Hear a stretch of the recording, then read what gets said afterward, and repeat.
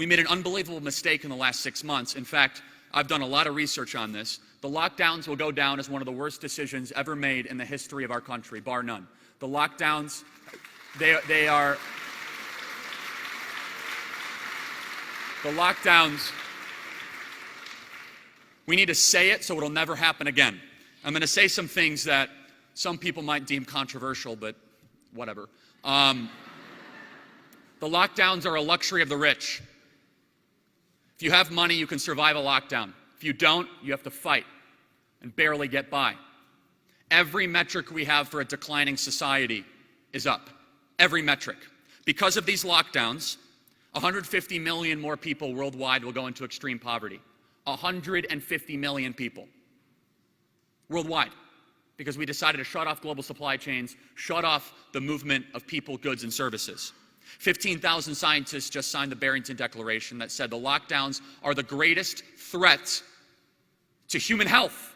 They say it's all about safety and health. The lockdowns are hurting people. These are not victimless crimes. We tried to kill a mouse with a missile, and we did not adapt as we moved on. The more we saw the data come in, the more we locked down our country. All it did is delay the inevitable and also harm our young people. 1 out of 4 of young people contemplated suicide in our country the last 90 days. 1 out of 4. Antidepressant medication is up 600% in our country. 600%. I can go through the numbers.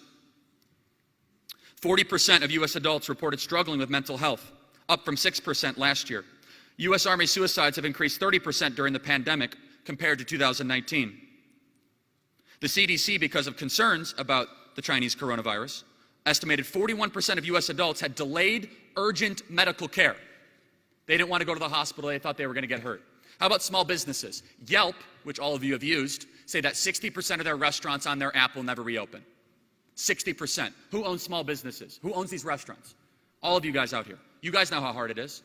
You have to deal with the city, the local, the county government, convince people to come back in. The backbone of the American entrepreneurial experiment are middle-class people taking a small risk that have 5 to 10 employees, and we crushed them. And what happened to the ruling class in this country? Jeff Bezos is richer than he ever has been. The wealthy and the rich, God bless them, most of which have been able to survive this quite well. It is the collectivist class that has been calling the shots in this country that hurt the little guy through these lockdowns. And they say, well, it's to stop the spread. That's a lie. Never would you ever be able to stop the spread. You're just delaying the inevitable. You could temporarily slow it, you could temporarily stunt it, but it gave people false confidence in something that actually hurt real human beings. And how about our generation? As I mentioned, 52% of my generation is now living at home with their parents, up from 37% last year. 52%. Again, I'm not trying to attack people that are living at home with their parents. Some people have no choice. They have no financial choice. So we have a generation that the average student loan debt per borrower is $31,000 per borrower, that then graduates college with very little to any skill, most times.